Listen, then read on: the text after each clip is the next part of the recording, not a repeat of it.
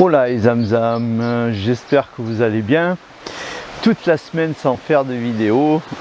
Sur cette chaîne, je vous ai habitué à plus de vidéos. C'est vrai qu'il y a eu tout le début, en fait, il est évident que j'avais des thèmes.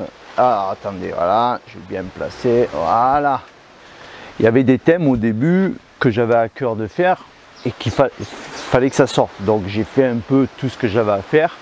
Et puis là, si j'ai pas d'inspiration précise, je ne fais pas de vidéo. Parce que je ne veux pas faire des vidéos pour faire des vidéos. Donc toute la semaine sans faire des vidéos, les zamzam, vous m'avez manqué quand même. En précisant que je verrai bientôt faire une vidéo en direct, les zamzam. Le direct, la dernière fois j'avais essayé en direct, c'est pas mal, ça permet un peu de partager. Voilà, donc cette vidéo, je fais la suite par rapport aux jeunes. Donc je vous invite à voir la première vidéo, vous aurez le lien qui va s'afficher sur cette vidéo en fin de vidéo. Comme ça je refais pas sur la première vidéo, c'était sur le jeûne, voilà, est-ce que ça spirituellement, est-ce que ça peut débloquer des choses et tout ça. Et bien sûr je continue à dire que le jeûne, tout chrétien, toute personne qui s'approche du Seigneur, tout disciple de Dieu, tout enfant de Dieu doit jeûner parce que c'est bon et ça peut débloquer en effet des choses. Voilà, donc là ça va être plus sur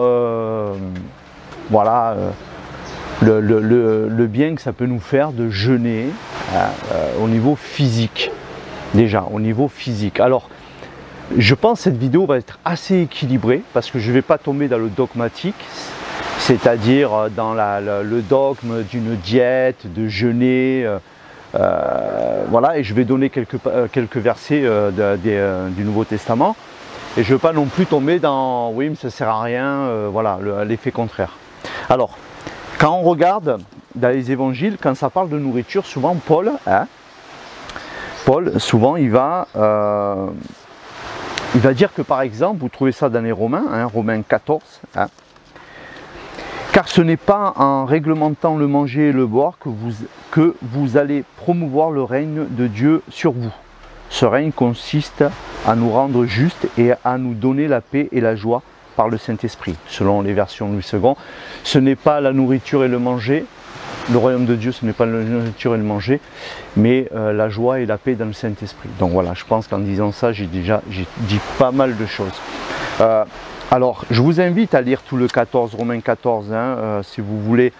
Ça parle vraiment, là on voit que les gens se donnaient des restrictions alimentaires, parce que souvent l'apôtre Paul, quand il parlait à des juifs qui voulaient à tout prix se mettre sur des jougs encore alimentaires, parce que les juifs avaient pas mal de préceptes alimentaires, ou alors ces mêmes juifs qui voulaient quelque part imposer à d'autres chrétiens qui n'étaient pas juifs, donc des païens devenus du coup chrétiens, leur imposer aussi des restrictions alimentaires et par exemple sur les viandes, ne pas manger telle viande sacrifiée aux idoles et tout ça. Et c'est à partir de là que l'apôtre Paul s'adresse aux gens.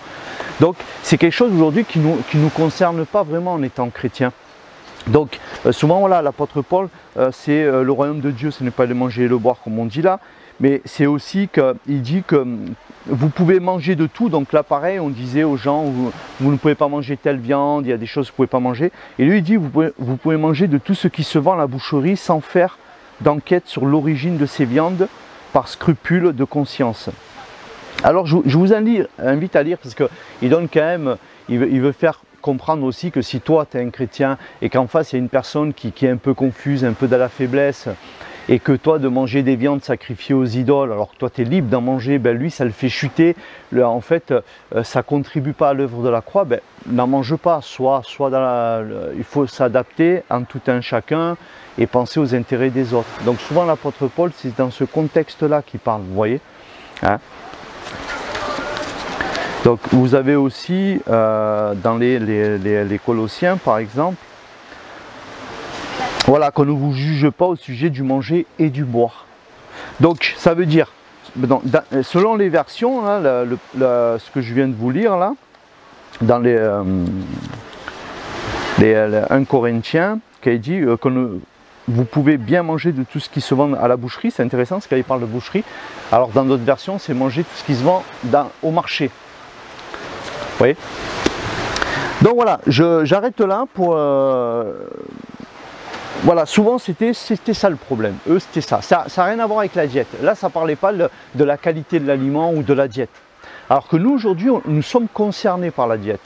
Nous, aujourd'hui, nous sommes concernés par un monde qui a complètement touché la nourriture, parce qu'il faut savoir qu'à l'époque de l'apôtre Paul, au marché, par exemple, tout ce qui se vendait, c'était que des produits bio et naturels.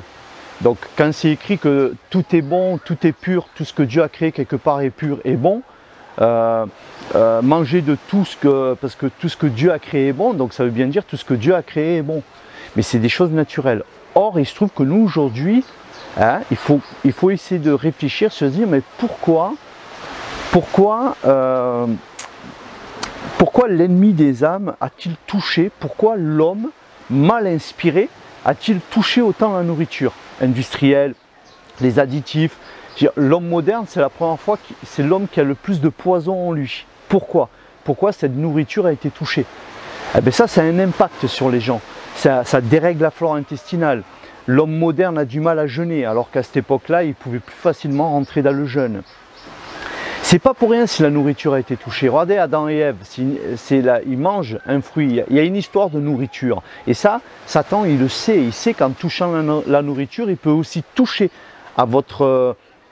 inhiber quelque part un peu, même votre spiritualité, vos pensées, ça peut être inhibé. La nourriture peut inhiber tout ça. Alors, est-ce qu'un chrétien, même né de nouveau, plein de Saint-Esprit, tout ça, est-ce qu'il peut être atteint par une mauvaise nutrition? Parce que, je vous le dis, oui.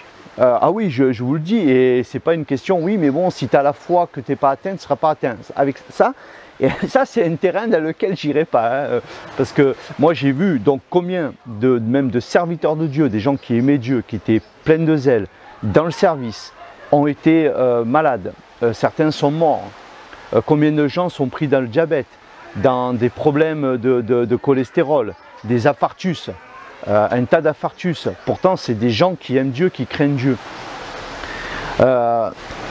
Ouais, ils sont atteints.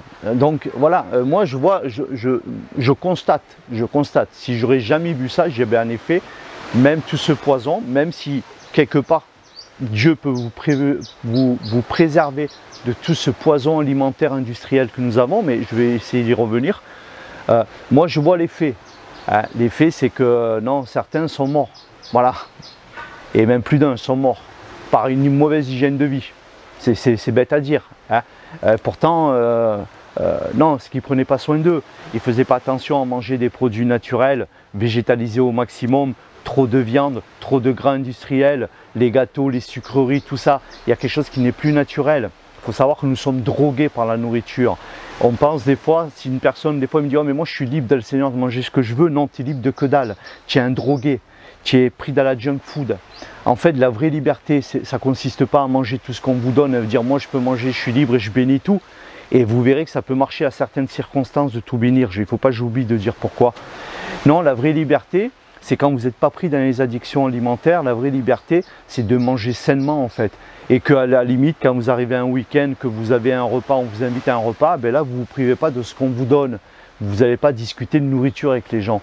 Voilà, sauf si on vous pose des questions, si vous voulez, vous n'avez pas discuté.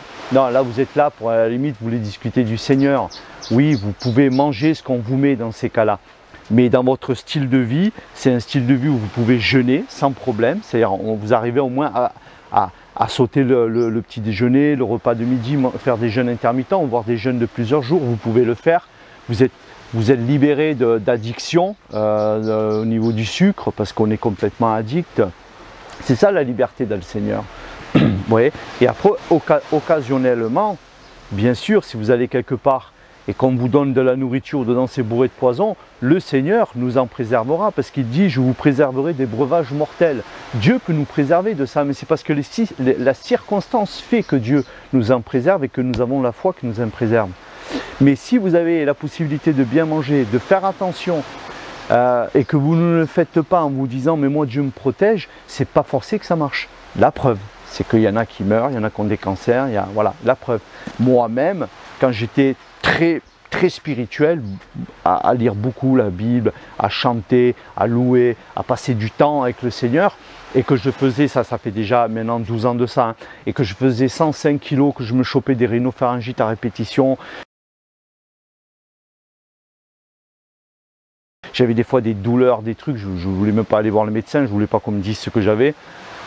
Et qu'à un moment donné, le Seigneur m'a dit, il faut te réformer, réforme ton alimentation. C'est ce que j'ai fait, j'ai réformé mon alimentation, je suis passé à vachement végétal. Moi, j'étais devenu même végétarien pour un temps, parce que je ne voulais plus manger de viande, de charcuterie, de tout ça.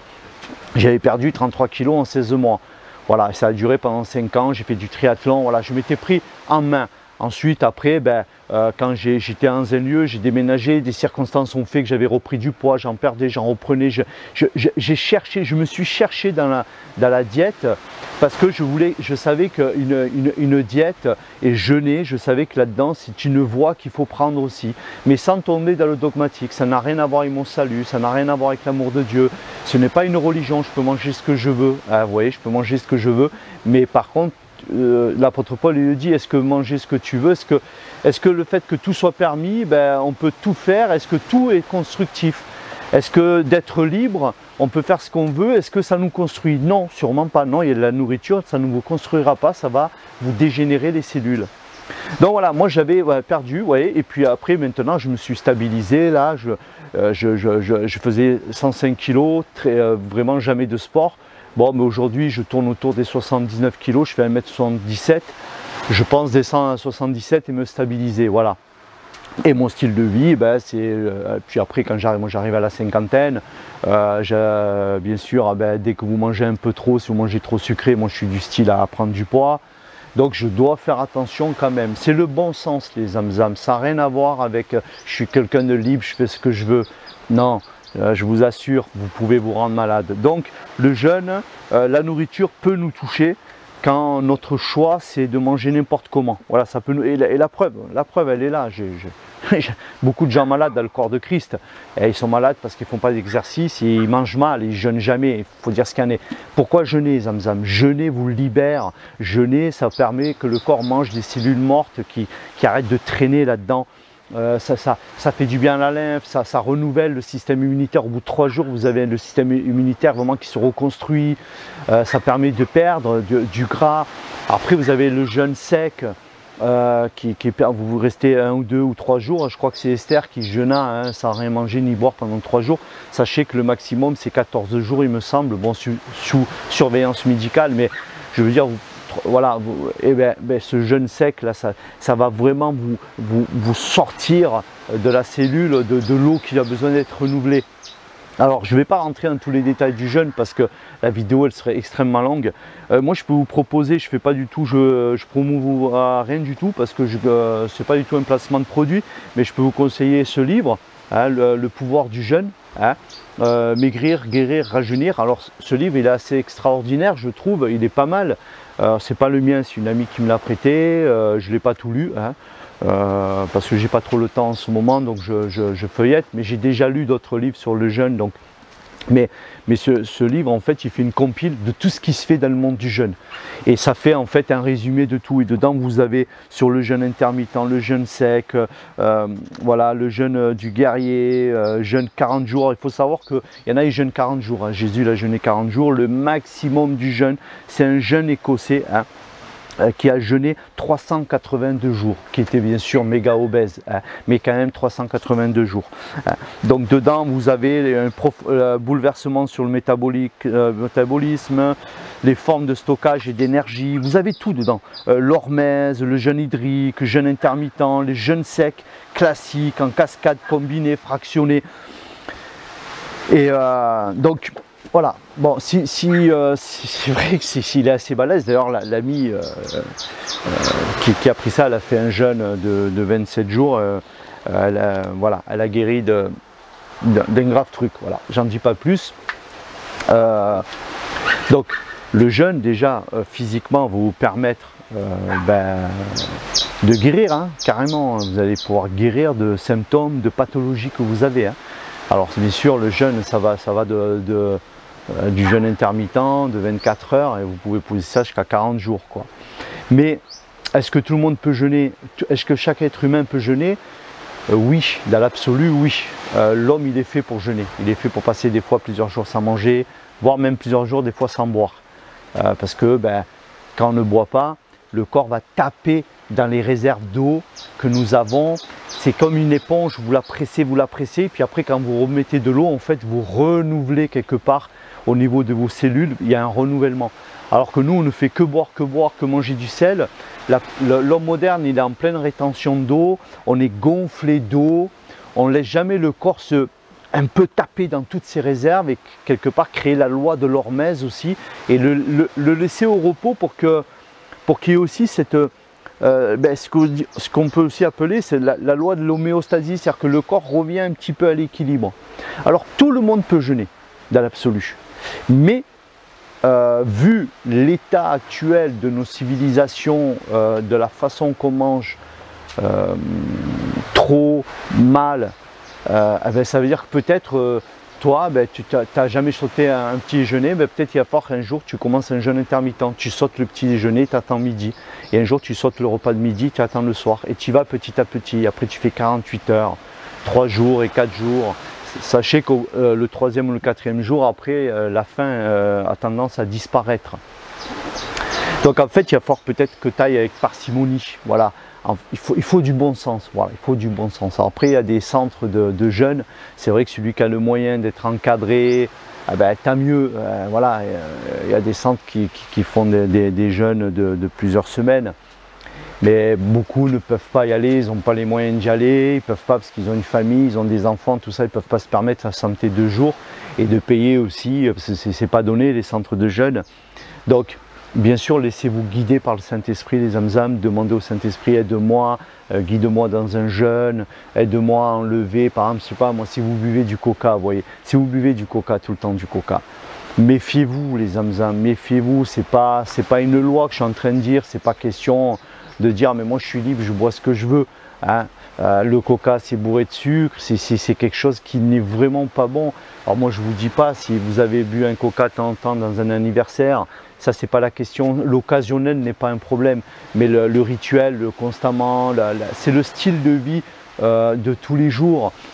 Voilà, il y a des choses comme ça au niveau des sucreries, de manger tous les jours des sucreries, manger par exemple une tartelette, un gâteau après un repas, mais c'est une erreur nutritionnelle incroyable, vraiment incroyable. Mais c'est au sens aujourd'hui, l'hygiénisme, la nutrition hygiéniste, bon voilà quoi, ils sont plus du tout sous ce cadre-là, vous savez, le repas là équilibré, hein, où des fois vous avez à la fin un fruit, donc du sucre, après un repas, ou alors la petite tartelette diététique. Vous allez manger des gâteaux après un repas bien gras, mais c'est un truc qu'il ne faut pas faire les Zamzam. Même un fruit après un repas, surtout que l'homme moderne, on a l'insuline, on fait tous de l'intolérance un peu à l'insuline, hein, on a tous le pancréas qui est un petit peu devenu taré hein, avec tout ce sucre. Manger même des fruits après un repas, ça ne se fait pas déjà parce que ça peut vous faire ballonner, ça peut fermenter. Un fruit, ça doit se manger seul, ça passe vite dans l'estomac, le tube digestif, ça se digère vite. Il ne faut jamais mettre ça après un repas. Pourtant, dans le monde de la nutrition, on vous donne le petit fruit après, à manger la petite mandarine, la petite pomme. Non, c'est pas ça. Normalement, déjà, c'est pas la petite mandarine ou la petite pomme. On devrait logiquement manger beaucoup plus de fruits déjà. Même voir des fois des repas de fruits. Mais c'est vrai qu'il y aurait beaucoup à dire dans cette vidéo. Mais pour ça encore, il faudrait déjà être stabilisé au niveau de ces pics d'insuline. On est tellement déréglé que même les fruits, c'est devenu même nocif. Parfois, le sucre des fruits, même ce sucre-là va nous faire grossir, va stocker, alors que normalement, on ne devrait pas avoir ce problème. Donc c'est important, je ne sais pas où vous en êtes, mais de demander au Seigneur, guide-moi dans la nutrition. Voilà, il y a des choses que vous devez enlever. Moi par exemple, avant ça fait 5 mois que je ne mange plus de sucreries, type gâteau. Avant j'en mangeais, mais je tâchais d'en manger fait maison au maximum. Vous voyez, mais type gâteau, quoi, cookies, n'importe quoi, même du miel, à ce moment j'en mange pas. C'est temporaire ça, un jour je reprendrai le miel et même les fruits, j'ai diminué. Mais toutes les sucreries, mais rien que ça, si déjà tu es en surpoids et que tu enlèves les sucreries, hein, et que tu te dis bon voilà, je vais garder les fruits en attendant, mais c'est fini, je mange plus de gâteaux, j'achète plus de gâteaux, c'est-à-dire chez toi tu ne mets plus de tout ce qui est industriel gâteau, même des gâteaux faits maison. Le sucre, tu enlèves ça déjà, si tu arrives déjà à enlever ça, tu vas vachement gagner déjà, ton corps il va gagner en santé, tu vas perdre du poids, et puis à un moment donné, ce sera peut-être même plus facile pour toi de jeûner. Il faut savoir qu'on a le biote intestinal complètement déréglé. L'homme moderne, notre biote intestinal on est bourré de poison et de chimie en fait. Donc déjà le jeûne, ça permet d'éliminer. Mais c'est comme si on n'arrivait pas à jeûner. Regardez comment c'est dur pour la plupart des gens de jeûner. Alors qu'il se trouve que le jeûne, il y a une force dans le jeûne. Il y a une vitalité, il y a une force, il y a une puissance qui fait que des choses se passent même dans votre vie, vous voyez. Et l'homme moderne, ben, il en est complètement dépourvu. Hein. Donc voilà les zamzam, j'arrête là, ça fait 20 minutes. J'ai l'impression que j'ai tout et rien dit. C'est tellement un sujet. Et je sais que c'est un sujet on pas trop entamé parce que la nourriture, il ne faut pas y toucher, vous voyez. Et puis c'est une fois, je vais terminer avec ça. Il y a eu un pasteur qui avait eu une vision. Alors on m'avait rapporté ça. Et en fait, il avait vu une grande table pleine de bouffe de partout. Et en fait, il avait vu le peuple de Dieu autour est en train de se goinfrer. Et le Seigneur, il lui a dit, mon peuple est complètement, alors, je ne sais plus c'était quoi les termes, mais il disait, voilà, mon peuple a fait de la nourriture une idole, quoi. Il est complètement pris dans la compulsion alimentaire, quoi. Et c'est vrai que j'ai trop vu ça, j'ai trop vu ce thème peu abordé parmi les chrétiens qui en fait ne veulent pas parler de ça, quoi. La nourriture, voilà, on ne veut pas en parler parce que voilà, parce que là on touche à quelque chose. Mais par exemple l'apôtre Paul, il explique que si ta façon de te nourrir c'est une occasion de chute pour quelqu'un, ben, essaye de mieux te nourrir en gros. Ne fais pas quelque chose qui pour lui est une occasion de chute, ne vient pas entraver l'œuvre de la croix. Et des fois, par exemple, des gens qui sont un peu dans les mouvements New Age ou tout ça, qui sont dans la nutrition, dans l'hygiénisme et tout, parfois ils ne comprennent pas qu'une personne qui se dit chrétien, qui a le Saint-Esprit, qui dit connaître les choses de Dieu, le voir manger de tout et n'importe quoi. Et ça, ils ne comprennent pas. Et moi, je comprends qu'ils ne comprennent pas, parce que c'est vrai que s'il y a quelque chose qui ne colle pas, les zamzam.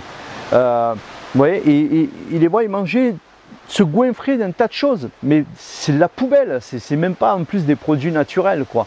Et ça les amène pas à les croire, à dire ouais mais si lui vraiment il aurait le Christ. Alors voilà, vous voyez. Et pourquoi il mange autant de trucs? Normalement il devrait être libéré de ça, il devrait quand même comprendre que la terre il faut la respecter. C'est vrai, normalement les zamzam, nous les chrétiens, on devrait être à la pointe, hein, logiquement. On devrait être à la pointe de l'écologie, sans être des écologistes, on est des gens du royaume de Dieu. Mais on devrait être à la pointe de l'écologie, à la pointe de ce qu'on mange. On devrait avoir les meilleurs, les meilleurs hygiénistes devraient être parmi nous, logiquement. Et ça, moi je suis convaincu de ça. Ça vraiment, le diable, il a enlevé ça, il a donné à d'autres personnes. Il a fait que d'autres personnes, dans les mouvements New Age, ésotériques ou hygiénistes, qu'importe, eh bien, en fait, quelque part, il les a laissés se développer là-dedans. Et eux, ils ont vraiment ils ont du bon sens à ce niveau-là. Hein. Ils ont des choses à nous apprendre. Hein. Non, alors que normalement, c'était à nous de montrer ça. Alors, il y a tout de même une communauté, je tiens à le signaler, chrétienne, les adventistes du 7e jour.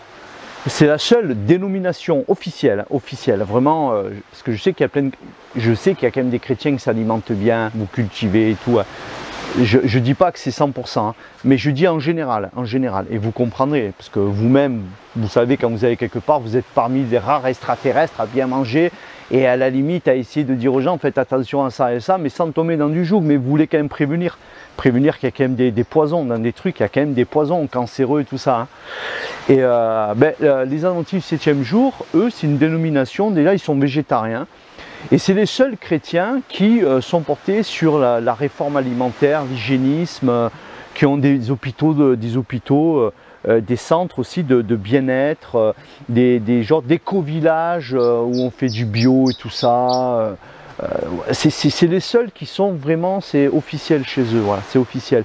Ils sont vachement sur la diététique, voilà. Donc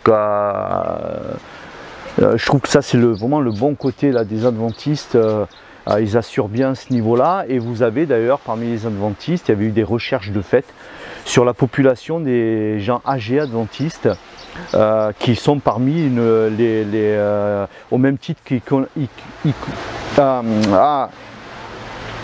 les Japonais, Ikanawa, je sais plus quoi là. Enfin bref, il y a eu des études et c'est dans une ville aux États-Unis, des adventistes centenaires, leur style de vie, et que en fait eux, ben, ça fait partie des gens qui ont une plus grande longévité au niveau planétaire. C'est pas mal, ça c'est quand même, ça devrait nous interroger. Hein. Alors bien sûr, ils respectent beaucoup, les adventistes font le Shabbat. Alors eux, ils respectent ce truc au moins d'avoir toujours une journée en famille, calme. Voilà, donc voilà, ils font ça tout le temps. Donc je pense que ça doit y jouer, de tout le temps avoir une journée comme ça, se reposer. Mais au niveau de la nutrition et un peu d'exercice, voilà, et tout ça quoi. Voilà les zamzam, j'arrête là, c'est des longues vidéos. J'ai trop de choses à dire sur le sujet, j'ai trop de choses à dire. Donc voilà, je vous encourage à jeûner, laissez-vous guider par le Saint-Esprit, réforme-toi, fais attention à ce que tu manges, change les habitudes alimentaires. N'espère pas avoir des résultats différents si tu manges toujours pareil. Il y a des trucs que tu dois enlever qui vont te faire du bien. Vous voyez, c'est pas le truc de tout enlever. Ou voire tu rajoutes. Si tu ne peux pas enlever, ben rajoute des légumes si tu n'en manges jamais. Essaye de rajouter des légumes. C'est important d'avoir des aliments que Dieu a créés. N'oublie pas que Dieu a créé quand même les fruits, les légumes, les oléagineux, les légumineuses, tout ça, les noix, les noisettes, tous ces trucs-là. C'est ça notre alimentation, le carburant. N'oubliez pas que ce qu'on met dans le corps a des effets. Et ne sois pas trop spirituel en te disant ouais, mais moi je suis prévenu, il ne peut rien m'arriver, je suis dans le Seigneur. C'est pas le raisonnement adéquat.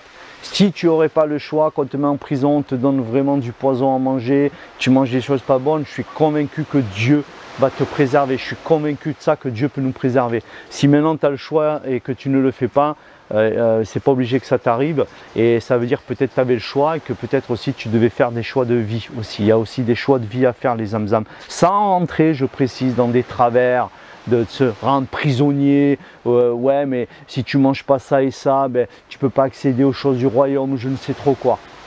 Même si certes le jeûne a une efficacité, pour moi c'est impactant le jeûne, c'est impactant. Voilà les zamzam, et puis sans parler que quand tu es en surpoids, on ne va pas spiritualiser les choses. Quand tu es en surpoids, regarde comme tu n'es pas bien, tu es là, quand tu cours, ça te fait mal aux articulations. C'est-à-dire que perdre du poids, avoir un poids physiologique correct par rapport à toi, ça fait du bien, sans parler de ça. Juste naturellement, ça fait du bien d'être en surpoids et de mieux manger, tout simplement. Mais je sais que c'est pas facile, hein. Je ne condamne personne par rapport à sa façon de manger. Je sais d'où je viens, je sais comment ça n'a pas été facile aussi, mais je sais les choix que j'ai dû faire, et que ces choix, ben, Dieu a fini par les honorer aussi, pour dire bon mais c'est bien, tu as cherché, maintenant il y a ça, et que si j'aurais rien fait, ben, peut-être qu'il m'aurait arrivé de graves problèmes de santé à l'époque où vraiment j'étais appelé à me réformer. Voilà les zamzam, 105 kg, je faisais jamais de sport, j'ai quand même perdu 33 kg, je me suis mis à faire du triathlon, après je nageais, j'allais nager tous les jours, là où je pouvais jamais faire de sport, ben, vous voyez, donc tout ça, ça a fait du bien les zamzam. Voilà, sors, fais de l'exercice, bouge-toi, va marcher, si ce n'est autour de ton patelin de maison, si tu marches jamais, mais bouge-toi, aère-toi. L'apôtre Paul, et il dit l'exercice sert à peu de choses, hein, mais il n'a pas dit que ça sert à rien, il a dit à peu de choses. Mais des fois, le peu de choses, il faut le mettre dans le tout et ça fait que la machine, elle tourne bien. Ciao les zamzam, tu peux liker, zapper aussi si tu veux, liker, partager et t'abonner. Voilà les zamzam, shalom à tous, ciao, à bientôt.